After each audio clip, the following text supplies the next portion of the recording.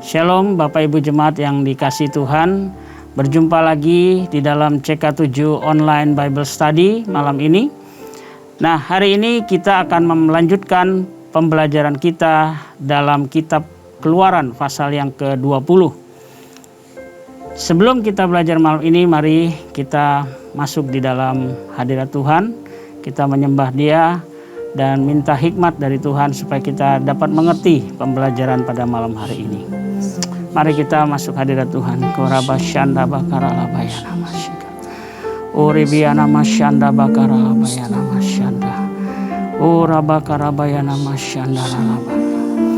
Haleluya. Raba syanda bakara labayana masyika. Kami bersyukur buat kasih setiamu Tuhan. Kami bersyukur buat kebaikan-Mu. Haleluya. Syandara bakara labaya raba syandara bakara raba syandara. Bagaikan bejana siap dibentuk, demikian hidupku di tangan-Mu. Dengan urapan kuasa Roh-Mu, ku dibaharui selalu.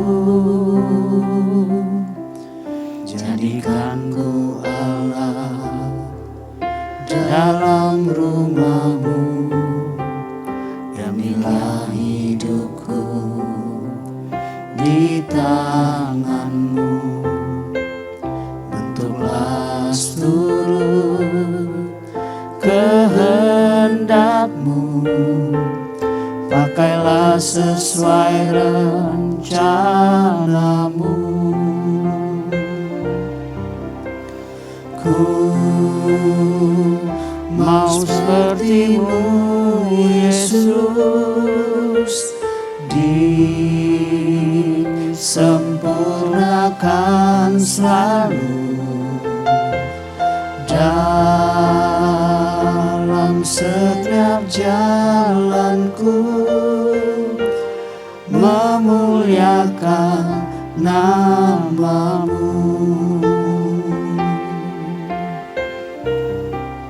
Mari kita katakan, bagaikan bejana, Bagaikan bejana bentuk kami Tuhan siap dibentuk, melalui firman-Mu pada malam ini. demikian hidupku di tangan-Mu. Dengan urapan kuasa Roh-Mu, ku dibaharui selalu. Jadikan ku Allah dalam rumah-Mu, inilah hidupku di tangan-Mu. Bentuklah seluruh kehendak-Mu, pakailah sesuai rencana-Mu.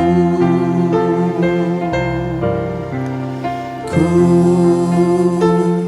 mau seperti-Mu Yesus, disempurnakan selalu. Amin. Dalam segenap jalanku, memuliakan nama-Mu. Ku mau seperti-Mu Yesus, disempurnakan selalu dalam segenap jalanku,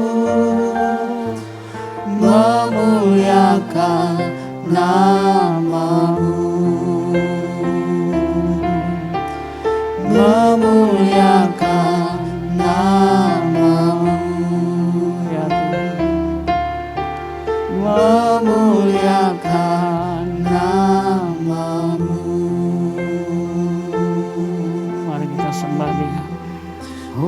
nama shandara laboya nama sanda. Iya laboya nama sanda. Haleluya. Oh, bentuklah hidup kami. Oh Tuhan, ini kami Tuhan, bentuklah hidup kami sesuai rencana-Mu. Haleluya. Terima kasih Tuhan. Oh, Shandara bakara labaya namaya namasi. Haleluya. Haleluya Yesus. Betapa dahsyat Engkau Tuhan, Amin. Amin. Pencipta segala yang ada, dulu sekarang sampai selamanya. Hanya Engkau Tuhan,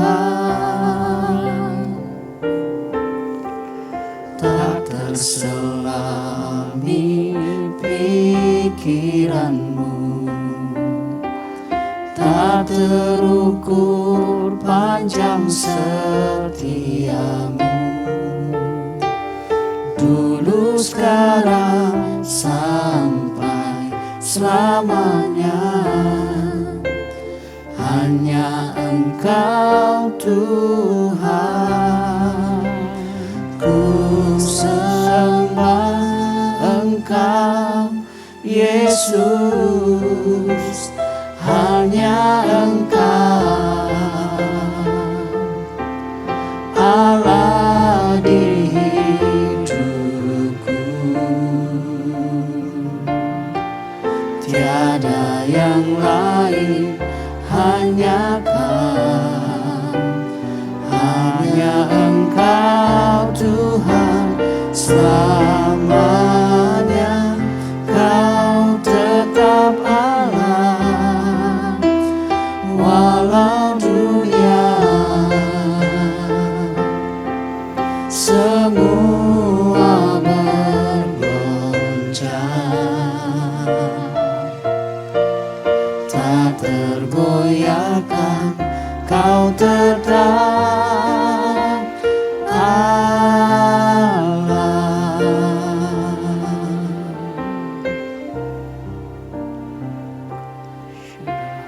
Betapa dahsyat Engkau Tuhan, Amin Tuhan. Pencipta segala yang ada, dulu sekarang sampai selamanya. Hanya Engkau Tuhan, tak terselami pikiran-Mu, tak terukur panjang setia-Mu. Dulu sekarang sampai selamanya. Hanya Engkau Tuhan. Ku sembah Engkau Yesus, hanya Engkau Allah di hidupku. Tiada yang lain, hanya Kau, hanya Engkau Tuhan selamanya. Kau tetap Allah, walau dunia semua bergoncang, tak tergoyahkan.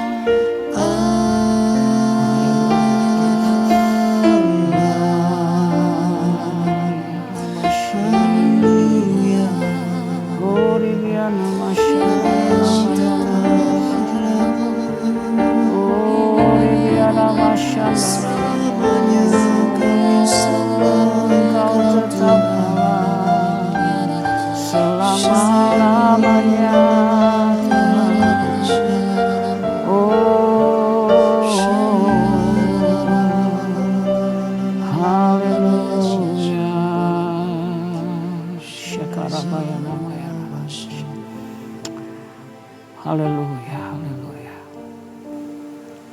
Bapa, kami bersyukur untuk malam hari ini.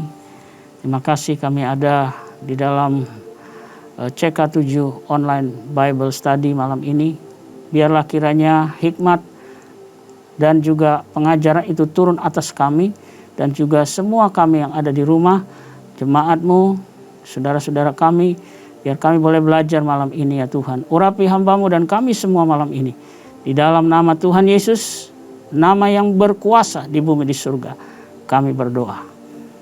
Amin. Ya, Bapak Ibu yang dikasih Tuhan, kita akan lanjutkan ya pelajaran kita pada Keluaran pasal yang ke-20.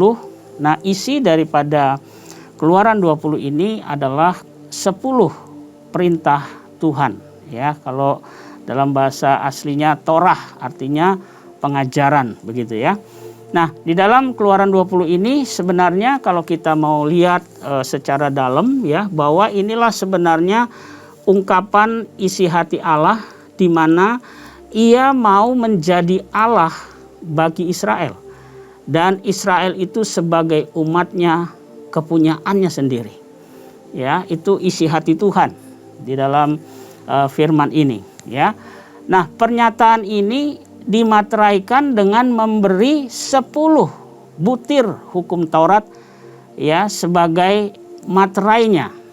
Nah 10 hukum ini Bapak Ibu kita akan belajar ya, itu akan kita bagi menjadi 2 bagian ya 10 hukum ini. Nah, bagian yang pertama itu kita akan belajar bahwa perintah 1 sampai 4 itu berbicara mengatur hubungan manusia dengan Allah.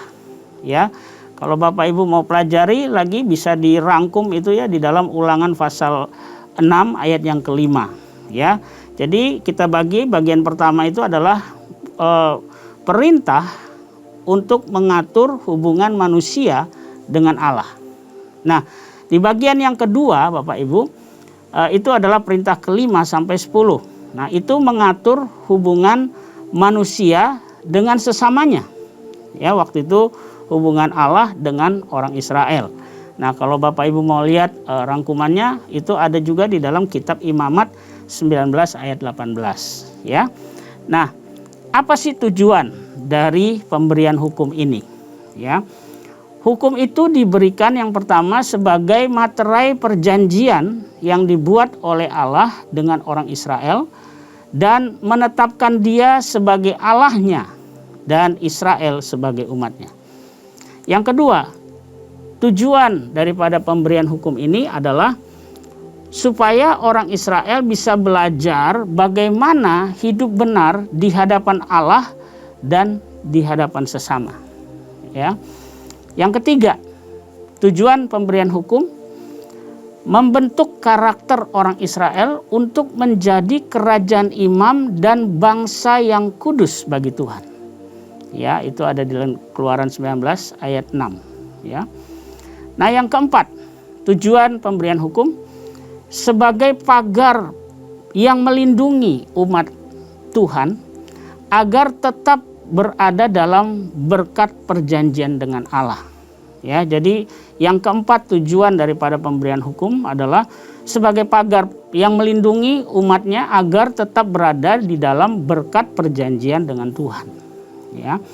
Nah, yang kelima, yang terakhir, tujuan pemberian hukum adalah menegaskan apa itu dosa dan perintah untuk tidak melakukannya. Ya, jadi yang kelima tujuannya adalah untuk menegaskan, ya, apa itu dosa dan perintah untuk tidak melakukan dosa. Ya, baik. Nah, sekarang secara garis besar Bapak Ibu, ya, kita akan belajar pembagian garis besar hukum itu ada bagiannya juga, ya. Nah, hukum Taurat yang biasa kita kenal dalam bahasa Ibrani itu Torah, ya, artinya ajaran, itu dapat dibagi ke dalam 3 golongan, ya. Yang pertama adalah bicara hukum moral. Itu isinya 10 perintah Allah tadi, ya. Hukum moral itu 10 perintah Allah. Nah, apa aja hukum moral ini? Itu peraturan-peraturan untuk hidup kudus di hadapan Tuhan, ya. Dan sifatnya itu kekal. Yang kedua, pembagiannya adalah hukum sipil atau sosial. Apa isinya? Hukum ini mengatur kehidupan dengan sesama sebagai bangsa pilihan Allah. Nah, hukum ini, ya, hanya berlaku di wilayah Israel. Ya, hukum sipil ini. Nah, yang ketiga pembagiannya adalah hukum liturgi atau ibadah. Jadi, hukum liturgi ibadah itu membahas apa aja? Dia isinya adalah membahas syarat, bentuk dan tata cara penyembahan orang Israel kepada Tuhan dan peraturan untuk persembahan korban. Ya, jadi ada 3 bagian tadi. Yang pertama hukum moral, ya, ini secara garis besar, ya, hukumnya, hukum moral, hukum sipil atau sosial, dan yang ketiga adalah hukum liturgi atau ibadah. Nah, hukum liturgi atau ibadah ini telah digenapi Bapak Ibu melalui korban Kristus di kayu salib. Nah, jadi untuk saat ini kita yang sudah ditebus melalui darah Yesus, hukum liturgi ibadah ini tidak berlaku lagi. Ya, kita sudah ada di dalam hukumnya Kristus, begitu. Ya. Oke. Nah, kita coba lihat ke-10 hukum itu dan aplikasinya sekarang, ya. Yang pertama kita akan baca dulu, ya. Di sini dikatakan, lalu Allah mengucapkan segala firman ini. Akulah Tuhan Allahmu yang membawa engkau keluar dari tanah Mesir, dari tempat perbudakan. Bapak Ibu, yang pertama dibuka, ya, oleh Tuhan. Tuhan ingin menyatakan kembali, ya, mengingatkan orang Israel bahwa akulah Tuhan yang membawa engkau keluar dari Mesir, dari tempat perbudakan. Jadi Tuhan mau Israel itu mengerti cuman satu Allah yang bisa selamatkan mereka. Maka itu Tuhan menyatakan lagi di awal pembukaan sebelum dia menyatakan hukumnya, dia katakan akulah Tuhan yang membawa engkau keluar dari Mesir, dari tanah perbudakan itu. Ya, jadi penting sekali kita mengakui, kita percaya, kita imani bahwa dialah satu-satunya penyelamat kita di dalam Kristus Yesus Tuhan. Ya, nah kita baca, ya, yang ayat yang ketiga di sini dikatakan, jangan ada padamu Allah lain di hadapanku. Nah, ini perintah yang pertama Bapak Ibu, ya. Apa aplikasinya? Artinya gini, jangan melihat atau memperlakukan Tuhan itu seperti dewa-dewa di Mesir. Ya, hanya Dia satu-satunya Allah. Ini tujuannya Tuhan berkata bahwa jangan ada Allah lain di hadapanku. Jadi jangan memperlakukan Tuhan itu seperti dewa-dewa. Ya, banyak orang berpola pikir hari-hari ini juga melihat Tuhan itu sebagai dewa. Kalau perlu kita ambil, ya. Kalau enggak kita simpan lagi, begitu. Ya, kita sembah. Kalau sudah enggak ada ininya lagi, kita buang. Nah, kayak seperti itu, ya. Tetapi kita sudah mengerti bahwa hanya satu Allah yang hidup dan berkuasa dalam hidup kita, yaitu Allah di dalam Kristus Yesus Tuhan, ya.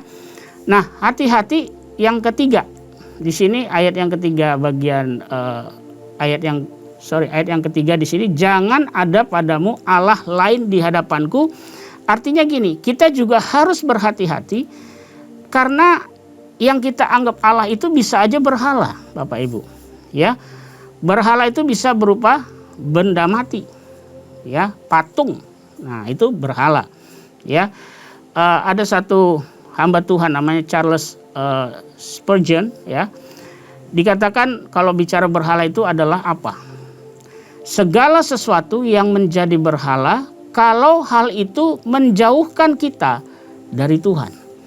Jadi berhala itu adalah segala sesuatu yang menjadi nomor satu, ya, dan kita menjauhkan Tuhan. Nah, itulah berhala, gitu ya. Jadi hati-hati. Hukum yang pertama, jangan ada padamu Allah lain di hadapanku. Artinya jangan sekali-kali melihat dan memperlakukan Tuhan seperti kita memperlakukan dewa-dewa di Mesir. Ya, hanya Dialah satu-satunya Allah, dan hati-hati dengan berhala. Oke. Nah, perintah yang kedua dikatakan ayat yang keempat, jangan membuat bagimu patung yang menyerupai apapun yang ada di langit di atas, atau yang ada di bumi di bawah, atau yang ada di dalam air di bumi. Jangan sujud menyembah kepadanya atau beribadah kepadanya. Sebab aku, Tuhan Allahmu, adalah Allah yang cemburu, yang membalaskan kesalahan bapa kepada anak-anaknya, kepada keturunan yang ketiga dan keempat dari orang-orang yang membenci aku. Ayat ke-6, tetapi aku menunjukkan kasih setia kepada beribu-ribu orang, yaitu mereka yang mengasihi aku dan yang berpegang pada perintah-perintahku. Nah, Bapak Ibu, hukum yang kedua ini, perintah yang kedua ini, kita harus hati-hati bahwa Allah itu bukanlah benda mati. Dia adalah roh, dia tidak berdiam di dalam benda mati, ya. Nah, Allah itu juga seorang pribadi. Kenapa dikatakan dia seorang pribadi? Karena dia bisa rasa cemburu. Ya, dia mau juga dihormati, dihargai. Ya. Karena itu waktu kita mau menyembah Tuhan, ingat Allah itu roh, ya. Dia tidak berdiam di dalam benda mati. Tapi Allah itu roh. Oke? Itu yang kedua, perintah kedua. Nah, perintah yang ketiga, Bapak Ibu, ayat yang ketujuh, jangan menyebut nama Tuhan Allahmu dengan sembarangan. Sebab Tuhan akan memandang bersalah orang yang menyebut namanya dengan sembarangan. Artinya apa, Bapak Ibu? Aplikasinya, jangan sekali-kali mengatasnamakan atau menggunakan nama Tuhan untuk hal yang bertentangan dengan firman atau kehendak Tuhan. Ya, dalam hal ini kalau di Perjanjian Lama banyak disebut nabi palsu. Ya, jadi mengatasnamakan Tuhan, menggunakan nama Tuhan untuk hal yang bertentangan dengan firman Tuhan. Ya, yang kedua artinya begini, menggunakan nama Tuhan itu harus dengan penuh hormat, kekaguman, iman, dan kasih kita kepada Tuhan. Jadi maksudnya jangan menyebut nama Tuhan Allahmu dengan sembarangan, karena Tuhan nggak mau kita mengatasnamakan atau menggunakan nama Tuhan untuk hal yang bertentangan dengan firman dan kehendak Tuhan, dan harus menggunakan nama Tuhan dengan penuh hormat, kekaguman, iman, dan kasih. Ya. Nah, yang keempat, ingatlah dan kuduskanlah hari Sabat. 6 hari lamanya engkau akan bekerja dan melakukan segala pekerjaanmu, tetapi hari ke-7 adalah hari Sabat Tuhan Allahmu. Maka jangan melakukan sesuatu pekerjaan engkau atau anakmu laki-laki, atau anakmu perempuan, atau hambamu laki-laki, atau hambamu perempuan, atau hewanmu, atau orang asing yang di tempat kediamanmu. Sebab 6 hari lamanya Tuhan menjadikan langit dan bumi, laut dan segala isinya, dan ia berhenti pada hari ke-7. Itulah sebabnya Tuhan memberkati hari Sabat dan menguduskannya. Artinya begini Bapak Ibu, aplikasinya ya. Tuhan itu menciptakan Sabat untuk manusia, ya. Tuhan itu enggak seperti manusia, dia perlu beristirahat, lelah, bukan, ya. Sabat itu justru diciptakan untuk manusia supaya kita punya waktu di mana kita bisa beristirahat dan kita di situ merayakan kebaikan Tuhan, ya. Baik, yang kelima, perintah kelima ya. Hormatilah, ayat 12. Hormatilah ayahmu dan ibumu supaya lanjut umurmu di tanah yang diberikan Tuhan Allahmu kepadamu. Nah, ini adalah perintah yang mutlak Bapak Ibu ya. Jadi mutlak artinya terlepas dari Bapak Ibu atau orang tua kita mungkin ya jahat, mungkin dulu pernah membuat kita jadi trauma atau apa ya. Kenapa? Karena memang kita harus ingat nggak ada orang tua yang sempurna ya. Nah, setiap orang tua khususnya ya di dalam firman Tuhan itu ada ayatnya ya, bahwa bapak yang jahat aja dia tahu memberi pemberian yang baik. Jadi orang tua tuh nggak pernah sebenarnya punya tujuan yang jahat buat kita. Tapi mungkin kondisi atau keadaan dulu ya, kadang-kadang kita nggak ngerti kondisinya seperti apa. Ya apalagi orang tua yang belum mengenal Allah. Tentunya dia pasti melakukan hal-hal yang buruk tentu kepada kita mungkin. Ya mungkin karena keadaan. Ya jadi hormat kepada ayah dan ibu artinya kepada orang tua itu mutlak tanpa syarat. Ya. Yang keenam, perintah keenam. Jangan membunuh. Artinya jangan membunuh di sini adalah jangan membunuh sesama manusia dan juga jangan membunuh diri sendiri. Ya. Di sini saya pelajari ya, ada akar sebenarnya ya dari membunuh ini. Markus 7 ayat 21 sampai 23 dikatakan sebab dari dalam hati orang timbul segala pikiran jahat, percabulan, pencurian, pembunuhan. Nah, artinya gini, hati-hati dengan hati kita. Kita harus jaga hati kita karena dari situ bisa timbul juga pembunuhan. Ya, jangan kita dendam sama orang juga, nggak boleh. Ya, kita harus mengampuni. Karena itu jaga hati kita supaya perintah ke-6 ini kita juga bisa berhati-hati. Ya, next yang berikutnya adalah perintah yang ke-7, jangan berzina. Nah, secara perjanjian lama kalau kita lihat ya, arti daripada berzina itu secara fisik dan juga waktu menyembah berhala itu pun berzina di hadapan Tuhan. Ya, di pandangan Tuhan itu berzina kalau kita menyembah berhala. Nah, di perjanjian baru secara fisik juga itu dikatakan berzina.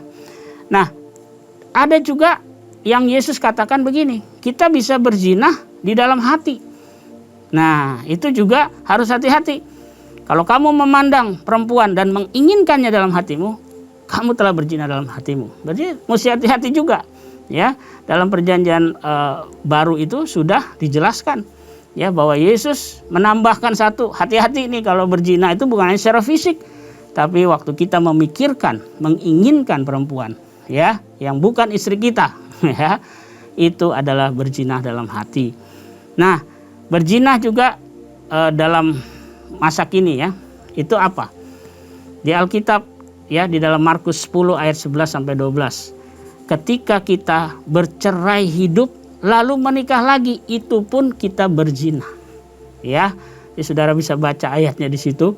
Ya, bahwa orang yang sudah menceraikan suami, menceraikan istrinya, lalu dia menikah lagi dengan perempuan lain, maka dia hidup dalam perzinahan dengan perempuan itu. Sebaliknya pun begitu.